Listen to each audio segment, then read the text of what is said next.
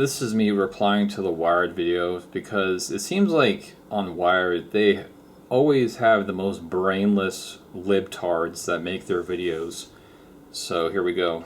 January, ICE has made more than 100,000 arrests, double compared to last year, leading to over 60,000 migrants. Oh no, double to last year. Like, why are you showing this? Like, why are you not showing Obama's deportations of illegal immigrants or Bill Clinton's? They deported way more than Trump. This didn't really even happen until Biden was running for president. Then all these liberal news media started complaining about it. Like, nobody complained when Obama was in office or Bill Clinton was in office deporting illegals all the time. Like, nobody cared. But now, all of a sudden, everyone's crying about it. Currently in detention. Nearly 70% of them don't have a criminal conviction. Don't have a criminal conviction? What do you mean? They're illegal immigrants. That's why they're called illegal. And you say they don't have a criminal conviction? So what does that mean? So basically, people can just come into America whenever they want, right? I mean, who cares? I mean, they could just fill their bags full of guns and drugs and just walk into the country whenever they want. And that's what these people want. They're like, well, these people have no criminal convictions. How about sneaking into the country? That's called illegal. That makes you an illegal immigrant.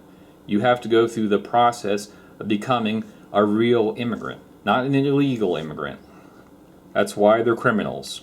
The White House set a quota of 3,000 arrests per day, and ICE's budget is now $170 billion, with plans to double the force to about 20,000. Immigration has become the centerpiece of the Trump administration. Guess what? It was also a centerpiece when Obama was in office also. You can actually just go on YouTube and search it, and you can search on Google too. Obama talking about keeping the border safe and keeping illegal immigrants out. Video will track where migrants are being arrested, where exactly they're locked up, and where they're getting deported to. Wired tracked the data. This is Immigration and Customs Enforcement on the grid.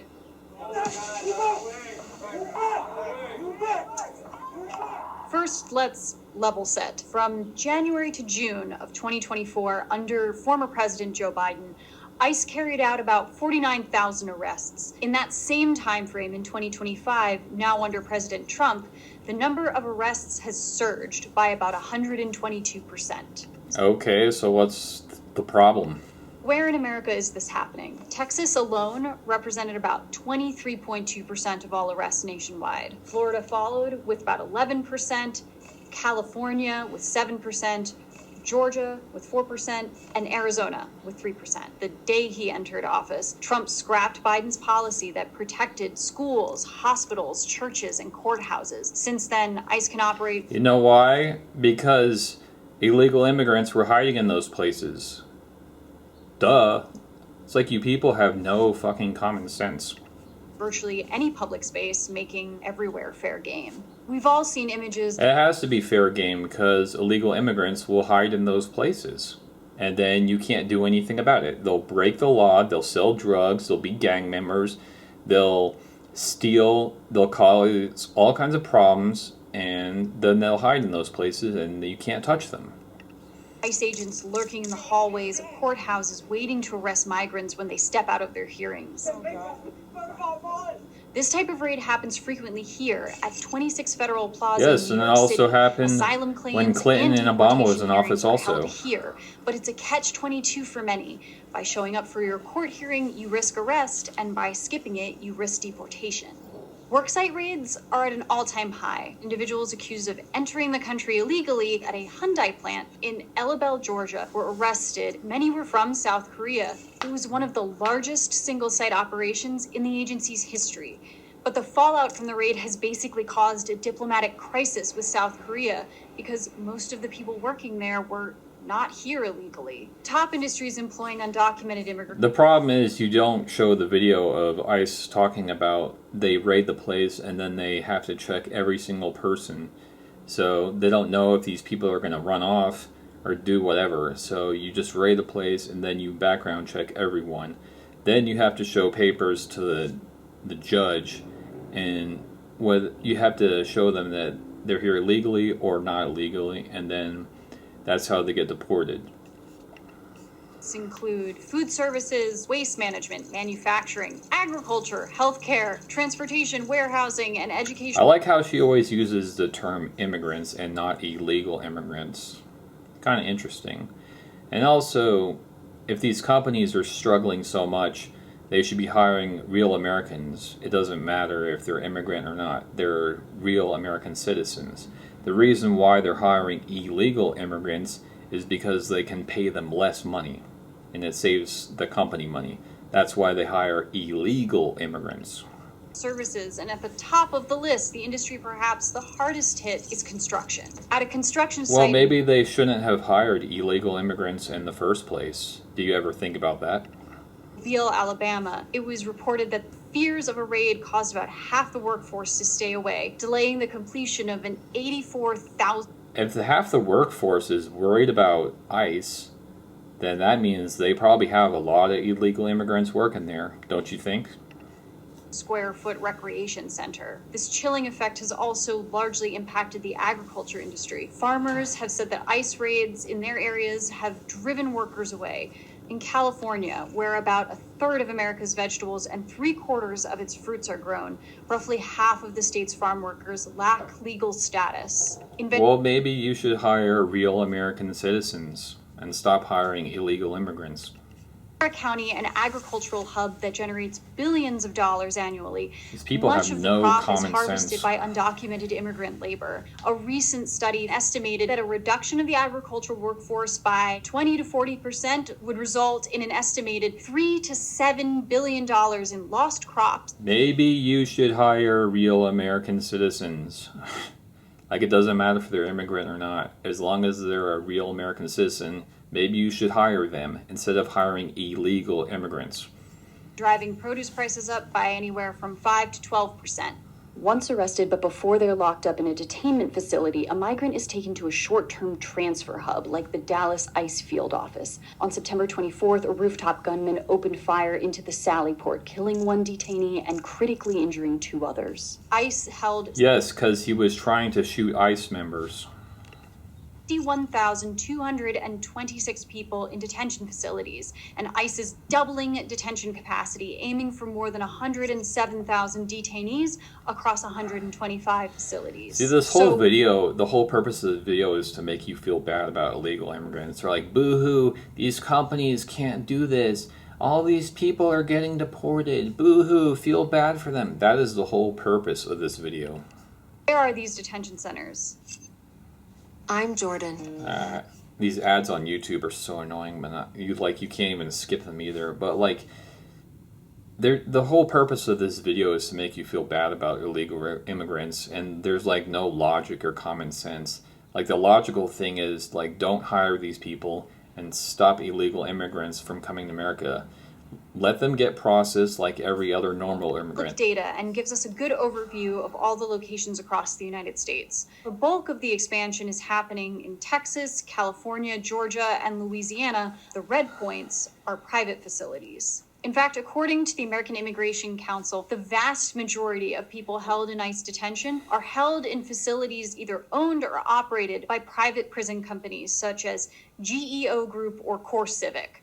And business is booming. ICE recently announced a 15-year contract valued at $1 billion with GEO Group to reopen Delaney Hall in Newark, New Jersey. With a capacity to hold about 1,000 people, it will become the largest ICE processing and detention center on the East Coast. Over in Texas, we see many private facilities. As of August 18th, the state held over 13,000 detainees, the most of any state by far.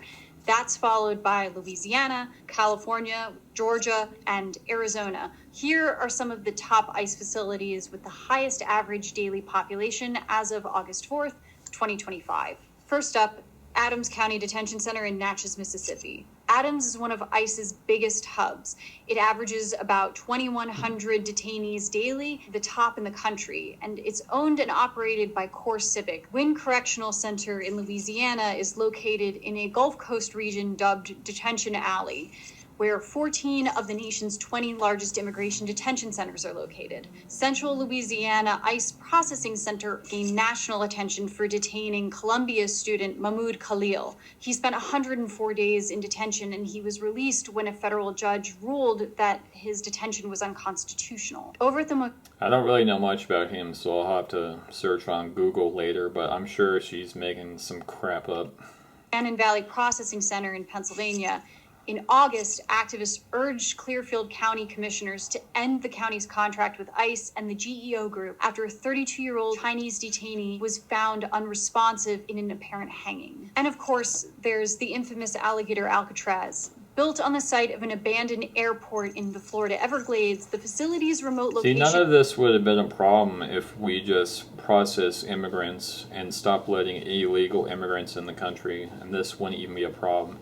Another thing, too, my dad was liberal, but he mentioned if Mexicans want to live in America so bad, and these people are so pro-illegal immigrant, America should just take over Mexico and then everyone would be happy, because Mexico would finally be part of America and they would get the benefits too. And they would no longer be Mexicans, they would be Americans. And that would solve a lot of these problems. Indeed, surrounded by alligator-infested swamps. Its supporters tout that as a natural deterrent that reduces the need for costly perimeter security. In August, a judge blocked the expansion of alligator Alcatraz, but on September 5th, an appeals court reversed that decision. And as Governor Ron DeSantis put it, the facility is now open for business. Meanwhile, civil rights lawyers are suing, saying that detainees are denied confidential communication with their attorneys, a First Amendment violation. These aren't the only accusations ICE has had over alleged civil rights violations. Remember Guantanamo Bay Naval Base in Cuba? The U.S. military prison that earned a... You know, most criminals don't have the same rights as regular civilians. It's because they're criminals and they broke the law. For human rights abuses and allegations of torture in post-9/11 war on terror. As of July 2025, there were a reported 72 immigrant detainees from 26 countries being held there. On August 29th, Human Rights Watch called for a halt to transferring immigrants to the naval base due to reports that detainees were kept isolated in unsanitary conditions. Some detainees even reported attempted suicides.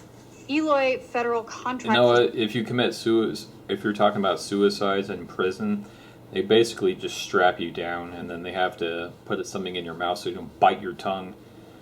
It's not any better in prison if you're suicidal. In Arizona is run by the private company CoreCivic.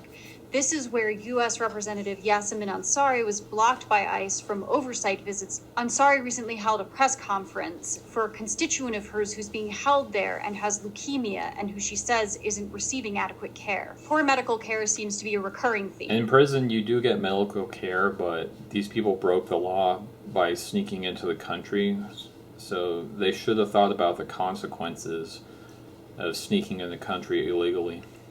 August 31st, while in custody at the Central Arizona Correctional Complex, a 32-year-old man from Mexico died. A fundraising campaign created by... I think that's the biggest problem with this whole thing, too, is because these people just don't think about the consequences. Like the guy who shot Charlie Kirk, he didn't think about... He might be put on death row for killing a person.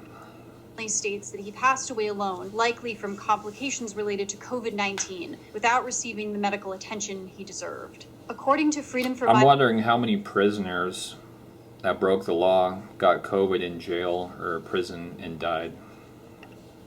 .org, there are currently 144 facilities with active COVID-19 cases, and these are just a few of the many reported violations from around the country. As of August 24th, 2025, nearly 70.3% of the more than 60,000 people in ICE detention had... I like how they have no criminal conviction.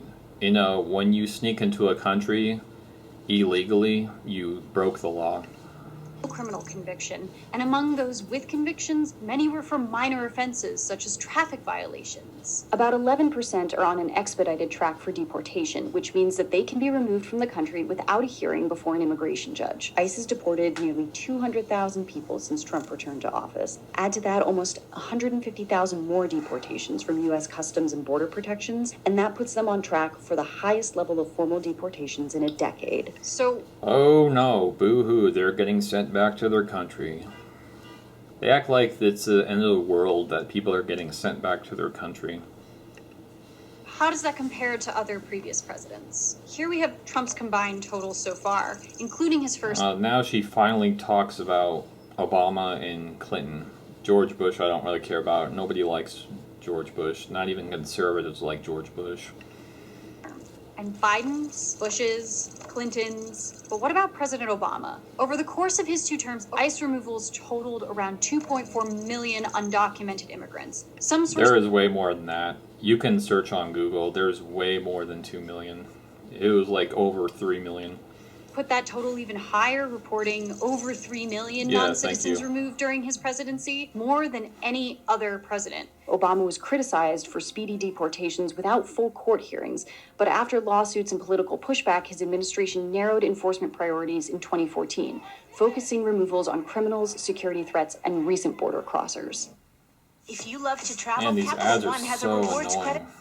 But yeah, a lot of people just didn't care because illegal immigrants have been deported in America for years, and people act like this is something new. It's not anything new at all. Like, this has been going on forever. The organization Human Rights First has tracked more than 40,000 deportation flights using public data.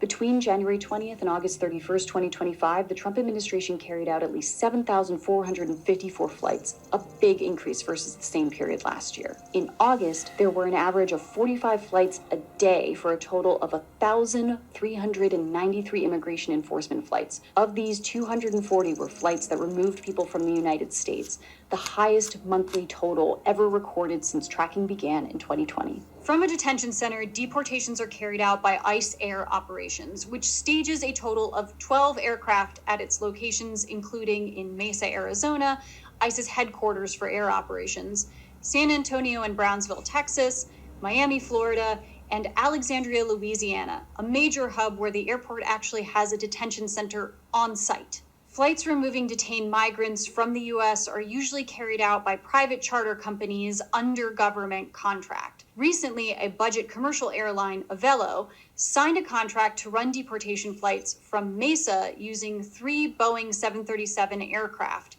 The deal stirred political, ethical, safety, and labor concerns from flight attendant unions and local officials.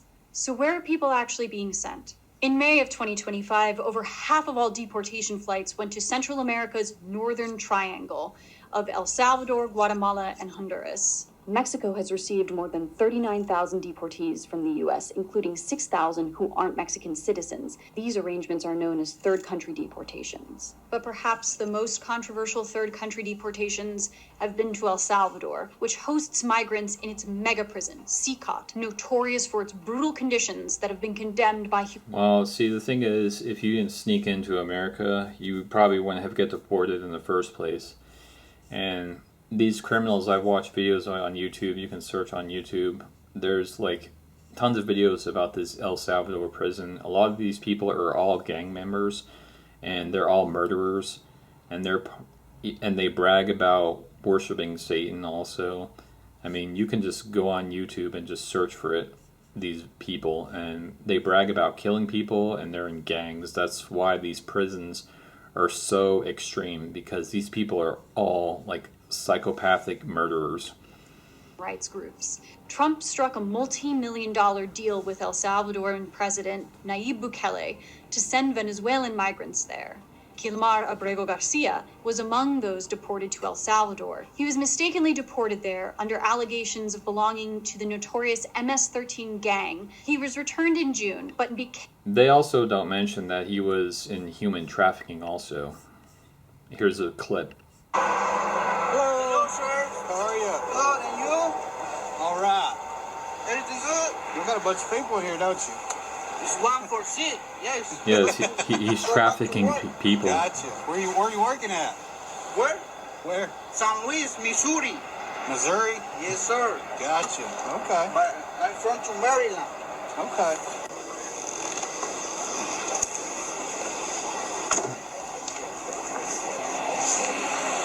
Come right over here. Okay. So nothing illegal? No, sir. Okay. Where did you say you was coming from? So I coming from to San Luis, Missouri. The project is over there. So right now it's done. 2 weeks over there. Okay. So right now I'm going back to home. There's more stuff on him on YouTube, and you can search on Google also, but he was basically caught human trafficking. Yes, sir. Stay right there. I'm gonna get my dog out, okay? But did you see how squad in the back? There's 8 people in there. Yeah, I know.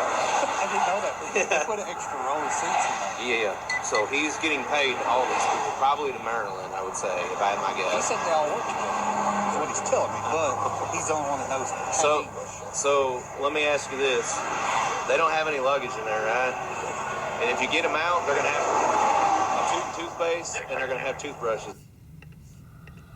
A symbol of the Trump administration's controversial deportation policy. Now, Yeah, they deported him, but the president of El Salvador even said he was a criminal and he didn't want to send him back to America. the administration is seeking to deport. There's actually a video of where is it? Was returned in June, but became a symbol of the Trump administration's Yeah, these two, they actually sat down and had an interview with the press. You can watch that video on YouTube. Deportation policy. Now the Trump administration is seeking to deport him under new charges, this time to the African nation of Eswatini. Abrego Garcia has pleaded not guilty. African nations have also been drawn into third country See, deportations. she left out the part that he was human trafficking.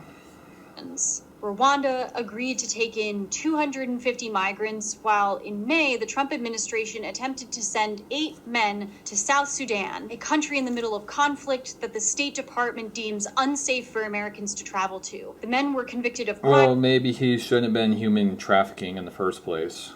You ever think about that?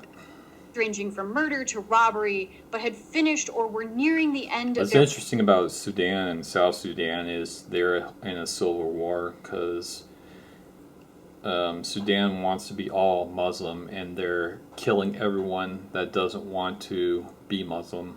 A lot of news outlets won't talk about it. sentences. But the flight to Sudan never made it. A judge ruled that the detainees hadn't been given a fair chance to contest their removals, diverting the flight to Djibouti. Only one of the men was from South Sudan. The others came from Laos, Vietnam, Cuba, Mexico, and Myanmar. U.S. officials said that their home countries had refused to accept them. So this is where we're at right now. But things are changing really quickly. The kind of money and manpower now flowing into ICE and to DHS is already radically changing immigration enforcement in the US. But it's not just immigrant populations that are going to feel this. We all are, whether it's the government... Well, maybe these companies should hire real Americans. And combing through all of our data in ways that have never happened before, or restrictions on governments. I also like how she didn't mention the mayor of Chicago is basically causing anarchy with these ICE-free zones, because the problem with him signing that ICE-free zone is that illegal immigrants will break the law, they'll go into stores and they'll steal things, or they'll assault someone, or do worse things, and then they'll hide into these ICE-free zones and they will be untouchable. So it doesn't matter if they're a legal immigrant or not. It's just going to cause chaos. To people who might have immigrants in their families, or increased surveillance, or the weaponization. Like, she's just like insufferable. Like, she doesn't show like why this is a problem and why companies should hire real Americans. But that's all I gotta say.